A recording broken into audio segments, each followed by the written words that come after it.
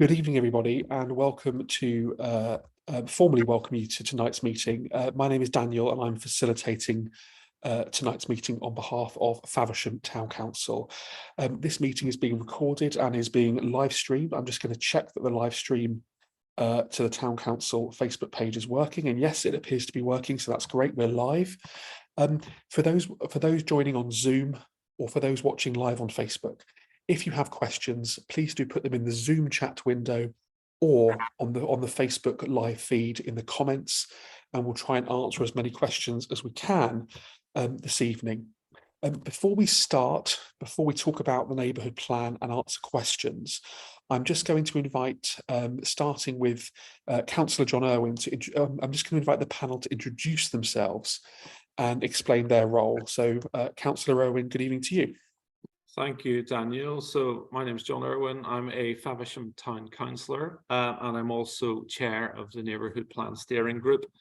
Before others introduce themselves, just to tell you a little bit about the steering group. The steering group consists of members of Faversham Town Council and also consists of 2 members of the community as well. So we have Harold Goodwin, who'll introduce himself in the second, and we also have Jeff Wade, who represents the community. We've also been supported in our efforts by a large group of volunteers who have helped us in the design and delivery of the Reg 14 version of the neighbourhood plan, which you've all seen. It's worth mentioning, I think, the neighbourhood plan didn't start in Faversham Town Council. It started officially with Faversham Town Council, but actually grew out of a community initiative called the Faversham Future Forum, which ran prior to the most recent council being elected. So it has a long history in Faversham. We are the last part of it, and hopefully we're the group who can deliver a neighbourhood plan for Faversham. Harold. Thanks very much, John. I was part of the Faversham Future Forum and delighted when the Town Council agreed to look at creating a neighbourhood plan. My name is Harold Goodwin.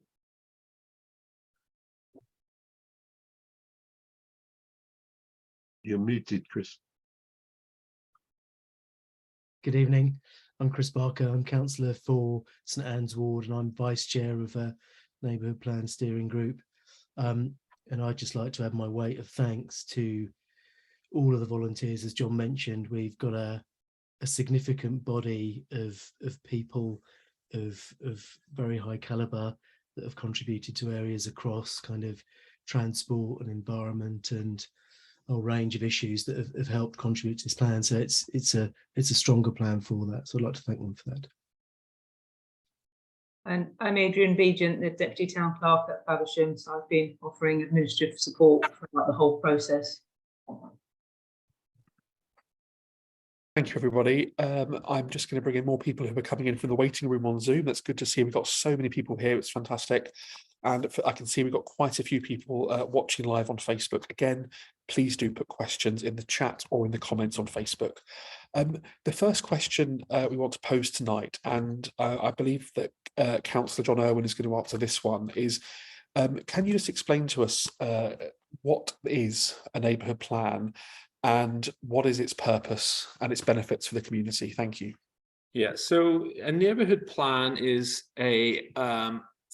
it's a planning policy document. So neighbourhood planning has been around since 2011.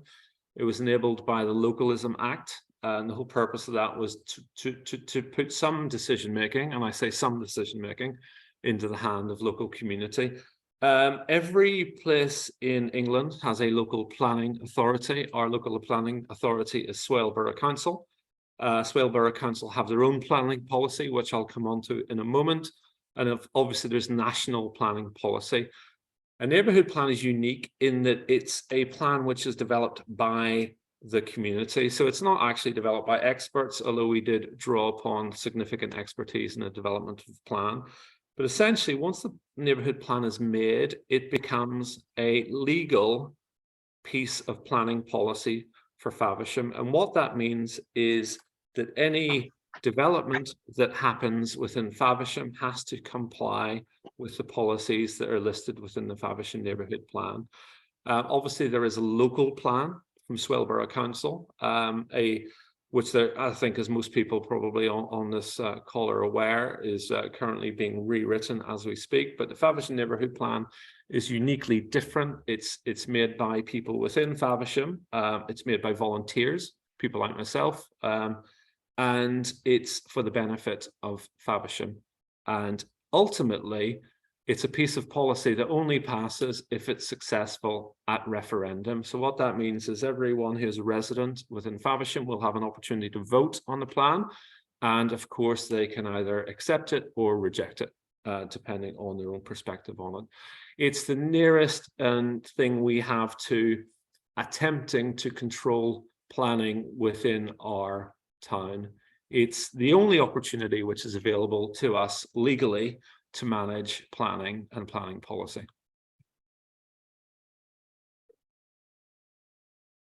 Thank you. And going on from that, how is the neighbourhood plan different from Swale's local plan? What are the differences? Yeah, so it's, I'll tell you this, the one similarity is they're both planning policies. That's probably where the similarity ends, and they will both impact Faversham. I think it's fair to say through this process, there is probably quite understandably a degree of confusion and between the neighbourhood plan and the local plan. I'll talk about the local plan first, because I think it's probably the plan that most people are familiar with. So the local plan is the plan that's written by Swale. It isn't voted on locally. There's no local, other than through your democratic representatives. There's no way of influencing that plan. It's determined in Swale. It has to follow government policy, and controversially, the local plan, or certainly the last iteration of the local plan, indicated that they wanted to allocate something like 3,500 homes to Faversham. In contrast, Faversham Neighbourhood Plan plans to allocate sites for 218 houses or flats, housing units in Faversham over a 15-year period. I think it's worth saying this at the start, Daniel. I'm going to be very, very explicit, because I think it's important that we don't get dragged into asking questions about the local plan. And I would say this: Faversham Town Council has made its views of the local plan very clear. At the last Regulation 18 consultation, Councillor Barker and I proposed a motion to Faversham Town Council, which was voted unanimously by Faversham Town Councillors, rejecting 3,500 houses for Faversham. So I just want to make that clear. Our position is on the record. We don't support the local plan as we've seen it. It may change, of course, when it comes back to us, but we don't support the local plan. Faversham Neighbourhood Plan is very different in scope, very different in the way it's developed, and very, very different in the way that it will get passed, hopefully, into planning policy.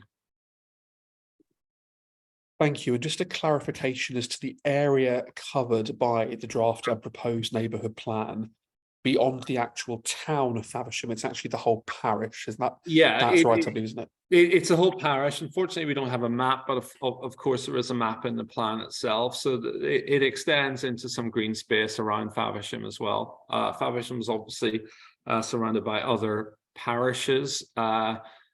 You know, to mention a local plan again, some of the land which was set up for potential allocation within the local plan actually sits without Faversham parish. So even though it's surrounding Faversham, it's not within Faversham. So the local plan, or sorry, the neighbourhood plan applies to Faversham in its totality.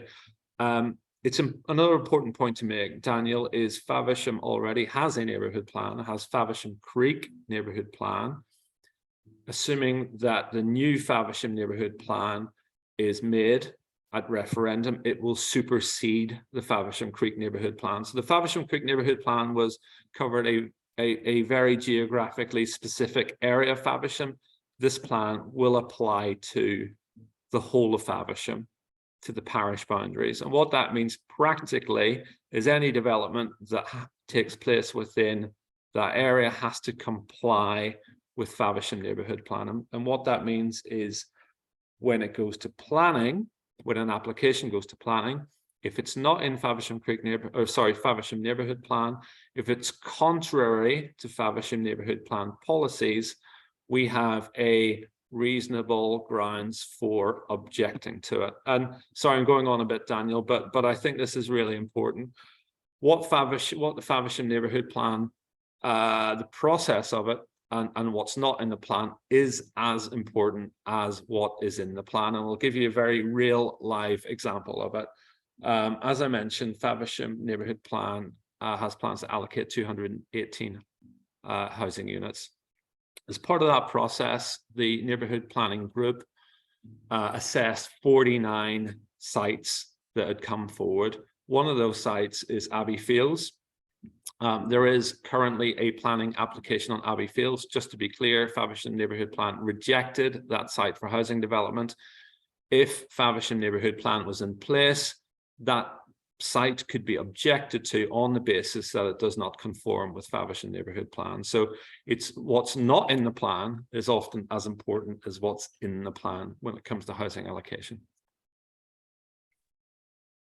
Thank you. The next question is, can you just summarise where we are in the process of developing the neighbourhood plan and the purpose of this consultation?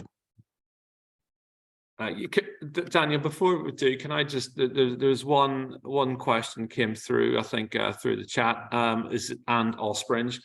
Just to be clear, Ospringe has its own parish, but I think what surprises most people is the majority of what we consider as Ospringe off Water Lane actually resides within Faversham. So the majority of Ospringe, certainly the built up area around Water Lane up to Queen Court Farm is within Faversham. Thank you. So the question was, where are we now in the process? Because obviously the neighbourhood plan has been developed by you and your colleagues for quite some time, and the purpose of this bit of the consultation process. Yeah, if I can start answering that, and I could ask Chris to fill in any details that I'm likely to miss. So we're at a process called Regulation 14 consultation. The name isn't important, but it is a public consultation. What that means is we have got the plan to a stage where we think it is reasonable and it's near final. That consultation runs for a 6-week period. It ends on the 14th of February.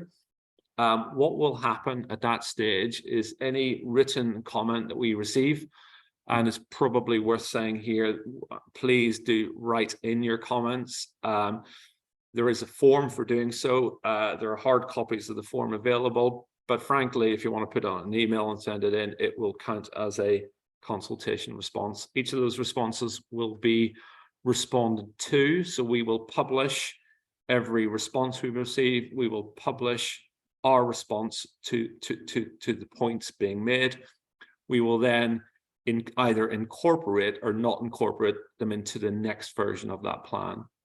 The next version of the plan, which should be ready by town council meeting on the 13th of March. And just as a reminder, Faversham Town Council meetings are open to the public. Anyone is entitled to attend, ask questions.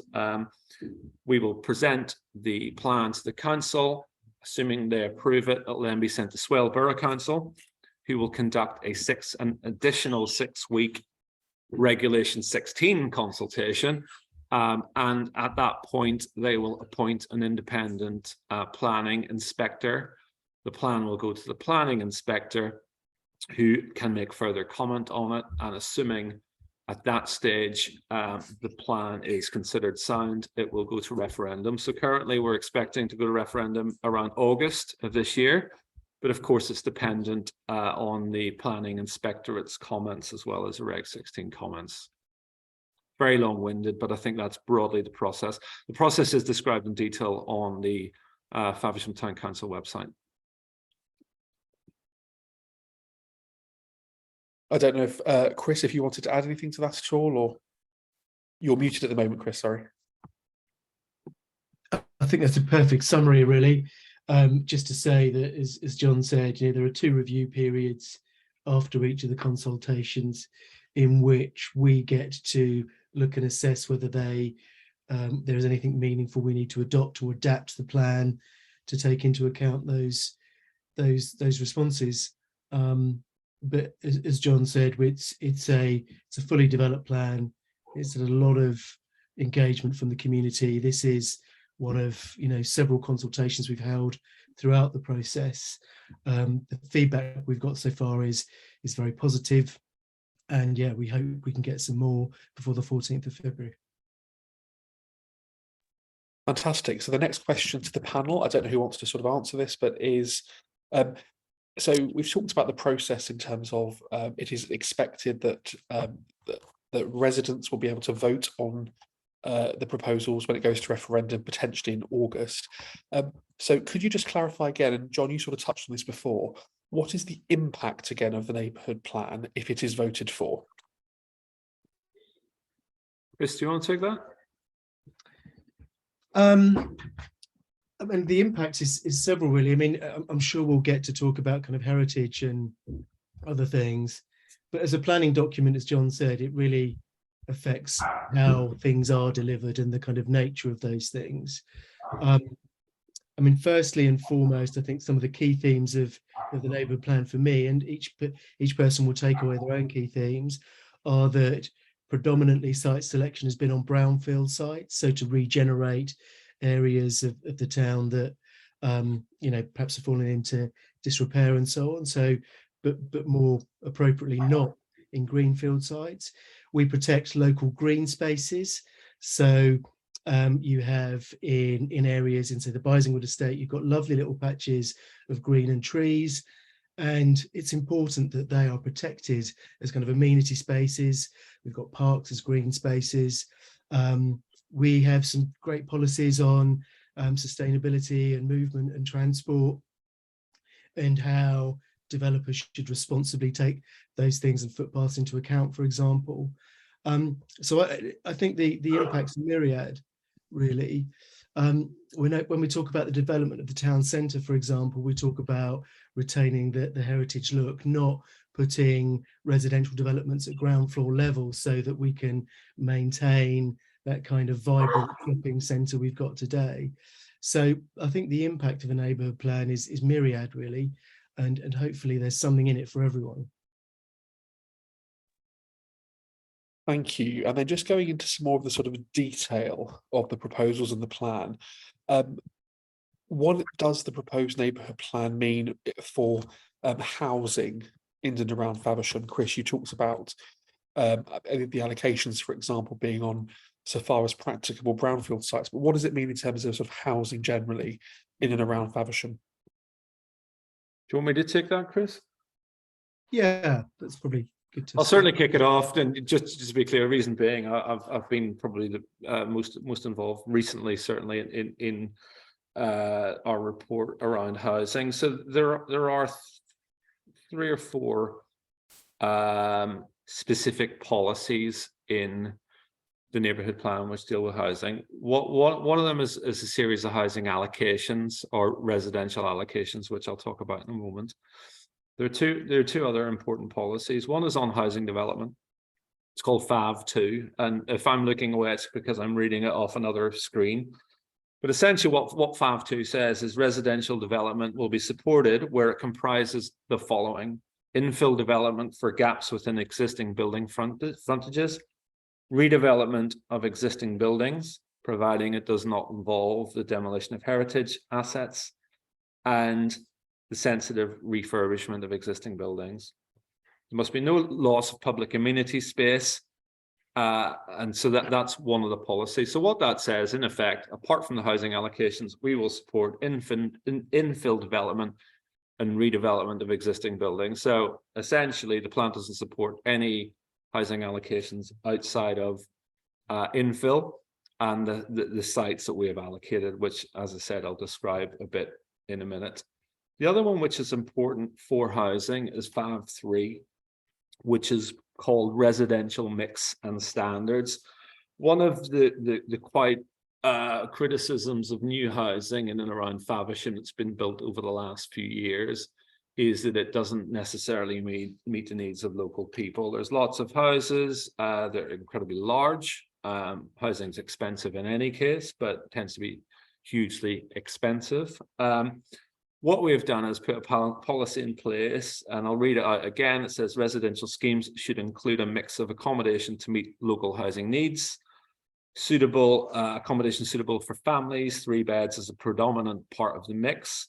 Smaller accommodation, 2 bedrooms or less, suitable for first-time buyers, renters, and those seeking to downsize, and accommodation suitable for older people and those with limited mobility. We have suggested that all affordable housing is 66% affordable rent rather than affordable ownership. And we've indicated that we will give support to housing, affordable housing, which remains available in perpetuity. So what that means is not these wonky affordable housing schemes the government have, which essentially means they support people to buy them and then essentially they go into the private sector. We will support affordable housing that remains affordable housing for as long as that housing exists. So that's a very, very important policy for us as well. We also have a series of housing allocations, and just to address it head on, some of the feedback certainly I've got in the meetings we've done is we don't want any more housing. Not a single house should be built in Faversham. Firstly, I think we need housing. Secondly, I think that's wholly unrealistic. Housing development is legal. It's legal activity. People do it. People buy and sell houses. Landowners sell land for development. So to say no more housing is just not sustainable. It's just not possible. So what we've done is we've taken steps to actually allocate houses we think are suitable for housing. And we've allocated 214 sites, sites for 218 houses. So that's spread across 15 sites in total. I'll just describe the process because it's really important that people understand how we did it. So one of the things we had to do is a call for sites. So we have to make sure that everyone who owns a site, wants to develop sites, is given an opportunity to put their site forward. Because if we don't, of course, people will come forward and say, and developers already have said, I've got a site, you haven't considered it, it's important, I want to develop it. So we did a call for sites. We got 24 sites from Swale that they passed on to us that had been raised with them. We had 5 sites from the existing Faversham Creek neighbourhood plan, and we had 20 sites that came forward through our call for sites. So we had 49 sites. They're each appraised.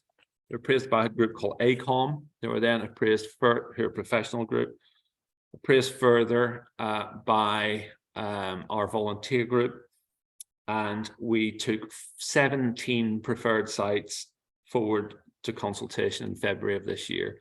We had feedback on the sites, and consequently, what we did is we developed a set of criteria to help us do final sift of the sites. And I think Chris touched on it, and it's worth talking these through. They're not within the neighbourhood plan, but they can be found on the neighbourhood planning website as part of the evidence. So what we said is we would allocate sites that represented sustainable use of previously developed land, i.e. brownfield sites. Sites that had the least environmental or amenity value, that we would avoid development on agricultural land, which we have done. We haven't allocated a single agricultural BMV site. Sites that stimulate economic regeneration, and hopefully we'll come on to that in the context of Faversham Creek. Sites with potential community and economic gain. Sites that fall within the existing built-up boundary of Faversham, and those which are small and medium size. What that means, up to 1 hectare, so 2 acres. I think the biggest site that we have allocated are Osborne and Kiln Courts collectively, which are reasonably large. The second largest in terms of housing is the site which abuts the railway on Station Road, and that is a site which will be apartments. So we have been, I think, quite judicious in the sites that we've allocated. So that's what it means for housing. I think that was the original question. What does it mean for housing? What it means is we've allocated sites for 218 houses. We have a policy that says we will support infill and redevelopment. Full stop. Thank you, that's really helpful. Bear with me, I can see there's questions coming in both on Facebook and on Zoom, so we will feed in those as we go through. We've talked about housing and housing allocation. Could the panel also comment on what's proposed in relation to infrastructure? I can take that one, Dan. There are limits to what a neighbourhood plan has jurisdiction over. And unfortunately, it doesn't have the powers within it to dictate terms around extra places at schools or building of schools or the delivery of additional sort of doctors' surgeries. Indeed, the highways aren't covered by local planning powers or local plans or neighbourhood plans either. All three areas are dealt with by external bodies. In the case of doctors' surgeries, it's the Clinical Commissioning Group and the Primary Care Trust. In the case of the schools, it's the Education Authorities, and in the case of the highways, it's the Highways Authority and KCC in our particular case. It's worth noting that, as John said, when we put the motion forward, which was unanimously agreed at the Town Council to oppose the local plan and the addition of 3,500 houses, that there was significant feedback from both the residents of Faversham and town councillors around the challenges that would be felt in doctors' surgeries, even parking places for doctors' surgeries. When it came to education, it does happen that there are plans for schools in the local or the then prospective local plan. But even so, early years hadn't been considered within that wider scope. And of course, things like, water, whether that's the effect on kind of pulling fresh water from resources in town or dealing with wastewater. Highways, the impact of significant amount of housing on Bromley Corner and A2, all of that was raised by residents and put forward in our proposal, our sort of response to regulation 18 for the local plan. And we recognise that if significant housing does come, that those things will need to be addressed. Unfortunately, neither the local plan or the neighbourhood plan will address those. As far as the neighbourhood plan goes, there are provisions made in it to ensure that developers tackle things like footpaths and support for sustainable and active travel. There are a number of critical junctions called out in which we suggest that any development shouldn't impact those. There are 21 junctions in the plan, and I won't reel them all off. But those 21 were arrived at through a researcher's process through an external body that deals specifically in highway volumes and traffic analysis, but also and crucially through some local engagement in a survey conducted by, I think, Kent County Council, which asked the residents of Faversham, where are the important junctions? How do you move between various areas of the town and the town centre? And so those 21 junctions take into account all of that feedback through the surveys of residents, all of the external bodies and research. And so there are the things that we can affect in the neighbourhood plan, we are affecting, and we have made policies for. Unfortunately, that doesn't extend to, highways, schools, or doctors' surgeries.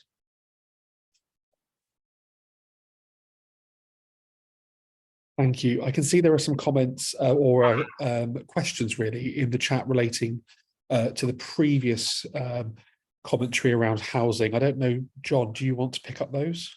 Yeah, Daniel, just let me know if I've missed any of them. So I'll tell you the ones I can see in my chat. So one of them is, I understand our neighbours, but in Dunkirk, have in their draft neighbourhood plan designated their portion of Duchy land as fruit belt or similar in an attempt to prevent it being developed. Why is Faversham Town Council not doing the same? So what we have done is we have, just to reiterate, we have made clear where we want housing. We have a housing policy. We have allocated, I think, 8 local green spaces within the neighbourhood plan. So I think, as Chris touched on, essentially they are sites that will be protected from development, and it's a similar sort of development to one would find with so they can't be developed on. The reason we haven't done that is because I didn't understand, and I'm not quite sure that we can do that. If it's submitted as a comment or a question in the Reg 14, obviously we can look into that and respond to it. My understanding, for what it's worth, and I'm not a planner, is that we can't designate agricultural land. They may well have done that in the Botton and Dunkirk plan, but I'm not sure that Botton and Dunkirk plan has passed independent inspection. But like I said, I don't know for sure, but we can certainly look into that. The other one is several questions, please. On page 28, it says 12 sites allocated in the Creek neighbourhood plan with indicative figures of 94 homes. 74 have been granted, have been delivered or granted planning permission. Please could you name the sites and numbers that make up the 75 homes? Feels like I'm on University Challenge. I can't name all the sites. The sites in Faversham Creek neighbourhood plan are listed in Faversham Creek neighbourhood plan. But rest assured, 75 homes have been developed or have existing planning permission to build them. So essentially what that means is there are a number of homes within Faversham Creek neighbourhood plan that we still have to deliver. Where can I find the housing allocations in this neighbourhood plan? They're not in the main document. They are in the main document. They are listed as policies. So they start at Fav 17, which is Swan Quay, and they proceed to Fav 29 other sites, which are a couple of small sites. So the allocations within this plan are listed as policies. So that's the allocation. I'll just look at one at random. I'll look at the first one, Fav 17, just describe what they look like.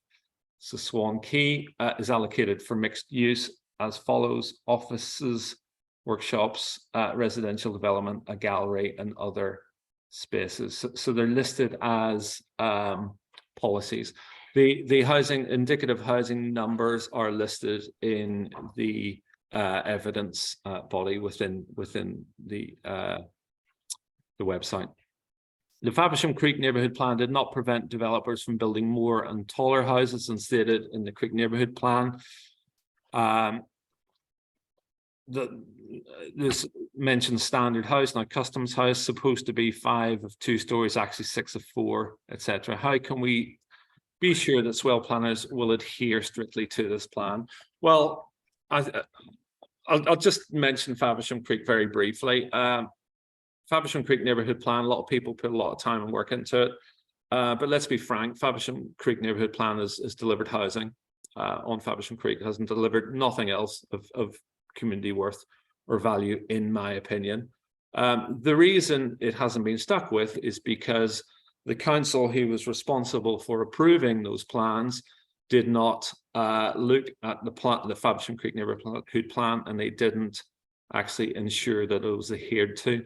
It's up to Faversham Town Council, and it's up to Swale Borough Council planners to make sure they use any neighbourhood plan. So what can we do to ensure they do it? Well, it needs to be observed, it needs to be watched, and every single planning application that comes in needs to be held up against that neighbourhood plan.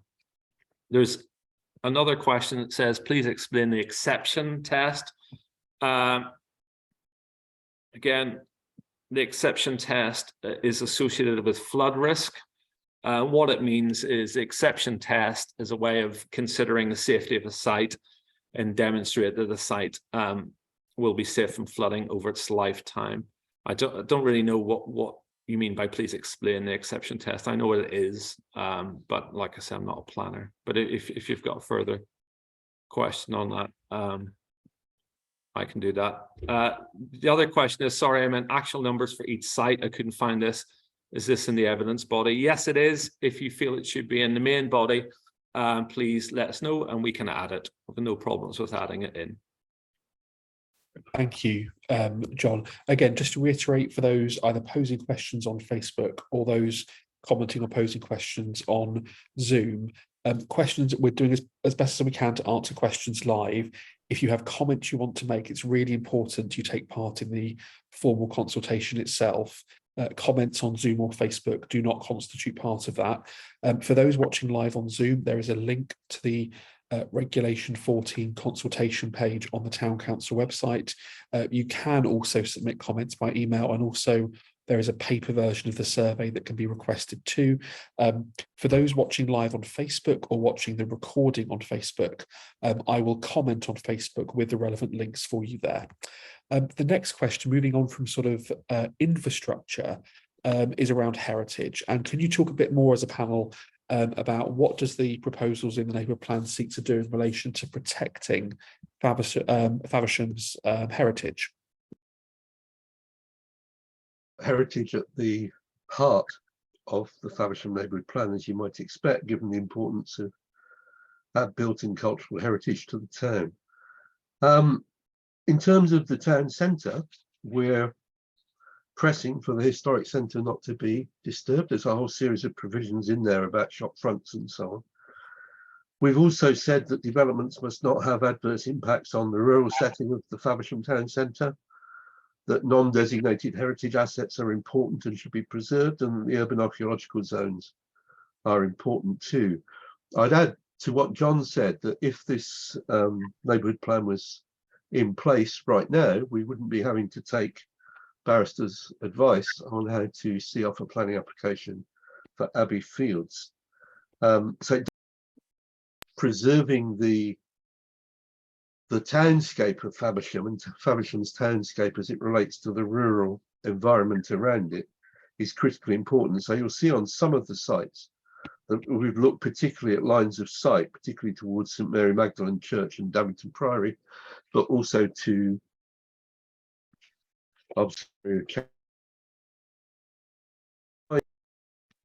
Harold, you've just muted yourself.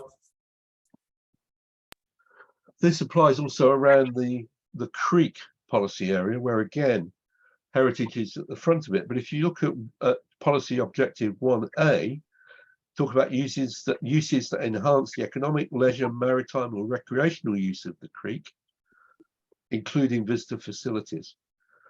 And their aspiration is to create a maritime gateway heritage area for the Swale and to bring regeneration to the upper creek particularly. We're saying that development must have no significant adverse impact on the creek, no adverse impact on public access to the waterfront. We've been very strong on that. The development must conserve the creek's heritage assets, must have no adverse impact on water quality in the creek, must have no significant adverse impact. Oh, you're muted again, Harold.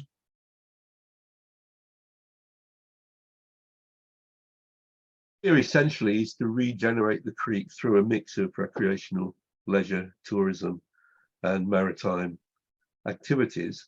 It's worth noting perhaps that tonight at Swale they're discussing whether or not they will consider passing Town Quay back to Faversham. The Town Council has put in an application to Swale for them to do that. That would be a massive advantage in the regeneration of the creek if we can create a hub attraction there to bring more visitors to that part of town and to get more use of that part of town by residents. So the final thing I'd want to say is that we have approached Swale to fund a conservation area appraisal. The 1971 conservation area has never been fully reappraised. We've started that process now. We want to do it rapidly because that will strengthen the provisions to maintain the heritage assets and the conservation character of the town centre, which is important to 99% of the residents of the town. Thank you. There's, I know we've sort of touched on the creek already, but is there anything that any of the panel want to add in relation to the proposals in the plan in relation to the creek and the sort of maritime heritage as well? Yeah, I can say something on the creek. What we've done within Faversham, or what we're certainly proposing within Faversham Creek area, is we've identified two specific, one specific area, which is Fab 16 Maritime Gateway Heritage Regeneration Area. There's two. Very few sites, actually, brownfield sites still available to do anything with on the creek. One of them is in the upper basin, so it's in Faversham Basin. It's currently a car park. The owner of that car park, the car park's owned by BMM Weston. They put the site forward. They wish to develop it. It's a good example of what we're hoping to do with the creek. So essentially, what we've proposed is a mixed-use site. So the idea is they wouldn't be allowed to develop it as a housing-only site. The idea is that the site would have amenities, which could include a site for maritime use. We have had some. And I think it's probably not inappropriate to say, I think it's quite well known. We've had some discussion around putting potentially community facilities on that site, which could be used by some of the local youth groups or youth clubs. And then opposite it, and Harold's already mentioned TS Hazard, what we're looking at is trying to combine TS Hazard site, Town Quay, with Chaff House Car Park, which is owned by Shepherd Neame, and on the other side, Swan Quay, and again, to encourage mixed-use development, which would hopefully lead to some sort of economic regeneration from that area. So the Creekside sites, we are not allocating them for housing alone. One of the realities, and it's a harsh reality and it doesn't mean I agree with it, but actually developers are unwilling to do anything unless they can make money. That's a reality. What that means practically is most of them want to build houses because it's the easiest way to make money. But what we're saying is actually you can make some money by building houses, but in exchange for that, we want you to build some facilities which will be open either for commerce, so for new businesses, or for community use. So that's one thing that we're really keen to do around the creek, with a view to making it contribute to the economy within Faversham, not least the visitor economy. So we don't want just empty houses on the creek. Thank you. And I can see there's a question in the chat picking up on that in relation to there's no mention of the Brent's shipyard in the plan. Does this mean no more development? I don't know if you want to add on anything in relation to that. Yeah, so sorry, I don't know if we're talking about the same site. I suspect we probably are. One of the sites that we looked at was the site in Upper Brents. I think it's currently a well, it's small business units, etc. I get my car MOT there. We looked at that site and we have indicated that that site should remain in commercial use, so no more housing. So essentially, also Crab Island, which is one of the few undesignated green spaces on the creek as well, we've designated that as well. So the only sites that we are supporting for development are those listed in the within the plan itself. Similarly, for Iron Wharf, we have no intention, and we haven't allocated Iron Wharf for housing development. We would hope that it would remain a boatyard. John, it's perhaps just worth making clear for everybody that because we believe that the allocations for mixed use that we have made will meet the housing target that Swale has asked us to meet, other applications are simply turned down as unnecessary. which is an important way of defending quite a lot of sites within the parish boundary. Thank you. Could the panel comment on the proposals in relation to what it means for sort of roads and highways locally? Happy to take this if I'm not on mute. I'm not on mute. I think I touched on this before in terms of what we've got provision for in the local plan around transport for sustainable movement and transport and active travel, and the 21 key critical junctions.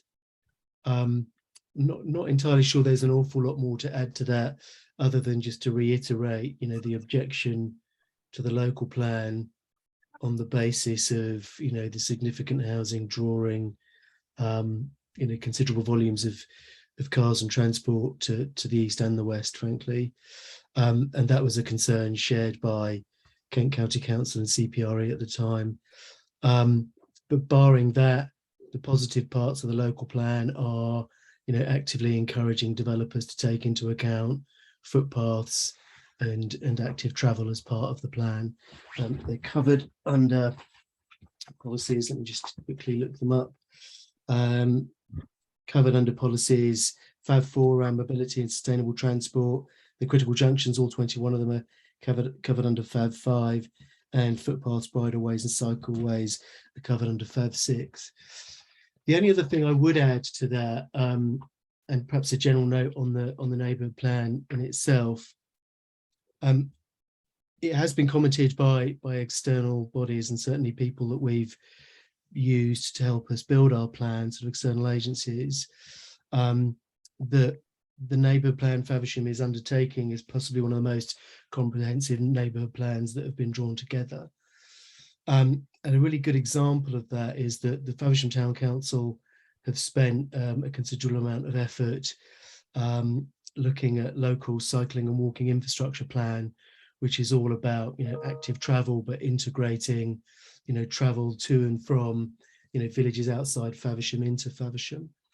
And the local cycling and walking infrastructure plans are relatively new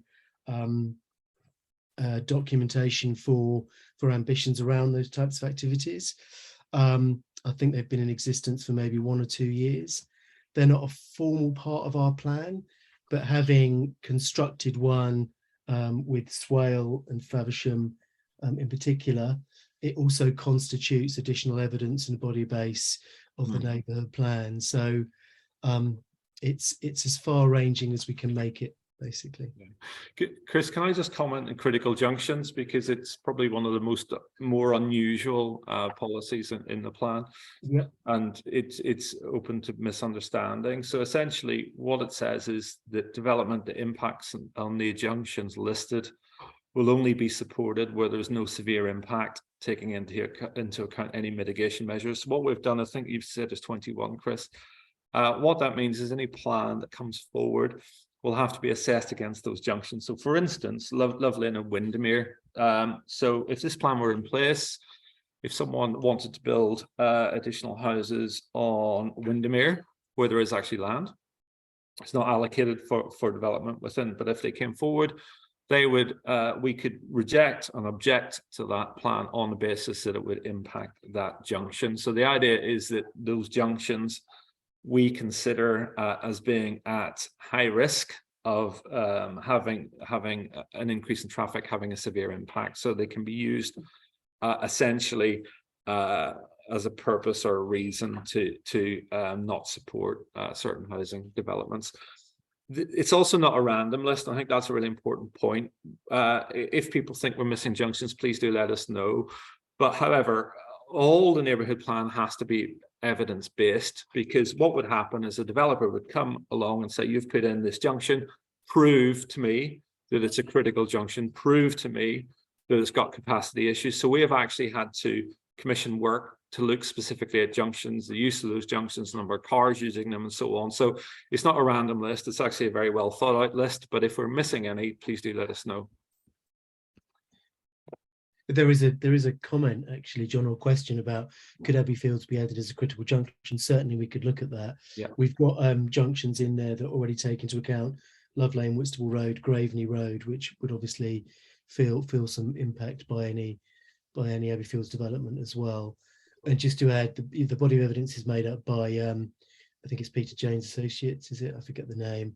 Is as John has said, but also the commonplace survey that was undertaken by Kent County Council to support townwide traffic review of what the residents feel are important junctions. So quite intensive interactions around that. Fantastic. I'm just going to pick up on, I'm just checking on Facebook to see if there's any other questions that haven't sort of been covered by, I think we've covered actually a lot of the questions already in terms of things that have been asked. There is a comment, and I don't know if it's related, but I will pose it because it has been posed on Facebook, which is considering the proposal of the closure of St Mary's Children's Centre, could you say how the neighbourhood plan will support the new families in Faversham? I don't know how that sort of weaves in, if at all. I mean, I did touch on this a little bit earlier, and you know, there are limitations to the neighbourhood plan. As John pointed out right at the outset, it is primarily a planning instrument. It's a planning document that will try to ensure that whatever is built is done so, in our case, sort of sympathetically with heritage, and considers, you know, the green spaces and how people move around. Unfortunately, the neighbourhood plan doesn't influence, you know, doctor surgeries, and in this case, schools. But we have made comment as part of local planning activities about the need to take into account what will happen for those types of infrastructures for a growing town.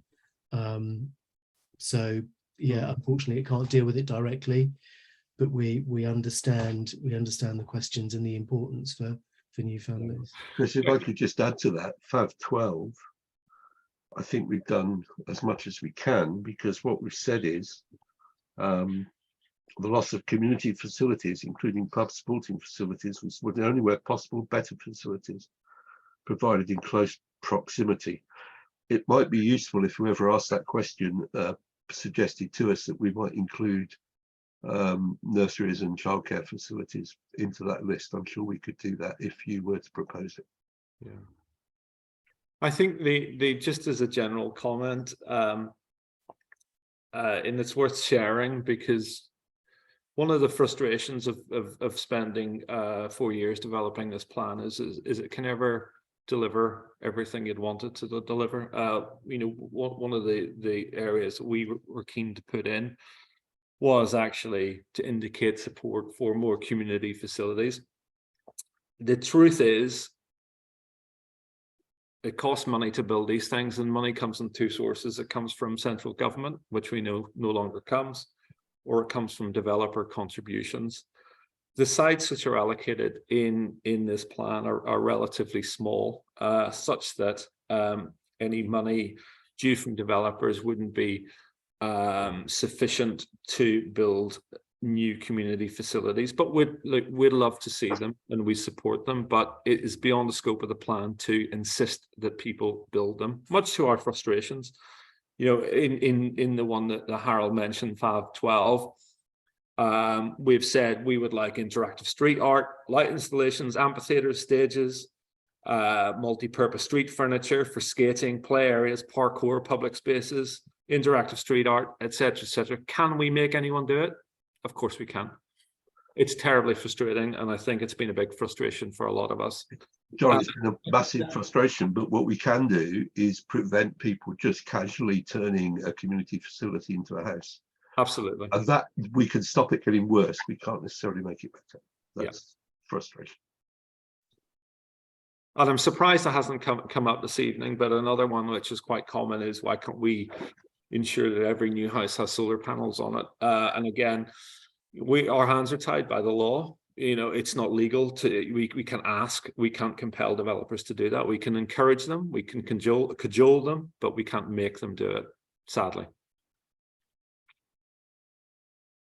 Thank you.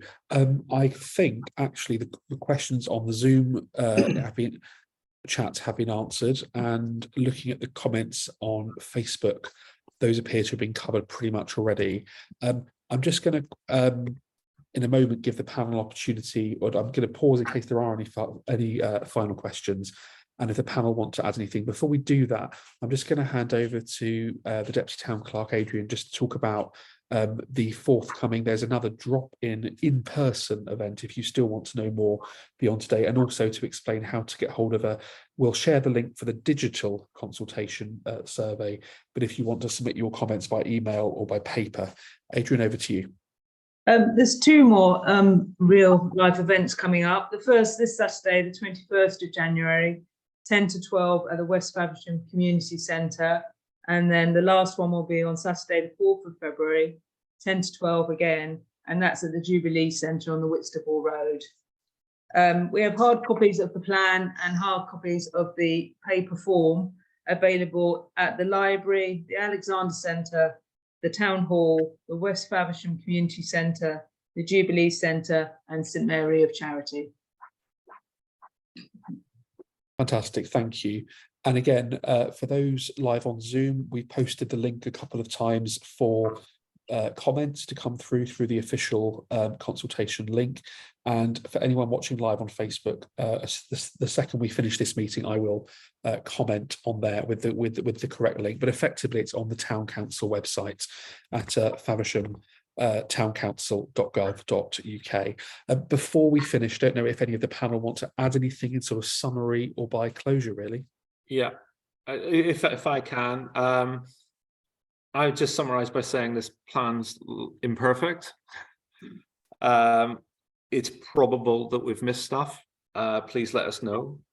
We're keen to receive your feedback and we will consider it. I think, we haven't got any large agenda. We are keen to ensure that the plan reflects as much as it legally can people's views and feelings around how our town should be developed. But I just end by, I don't know if many are on this evening, but again, just by thanking those people in the community who have taken time, given their time freely to support us in doing this. And it's done from the best possible place. And please do submit any comments you have. Yes, if I may, I'd just like to say it's very much a David and Goliath situation.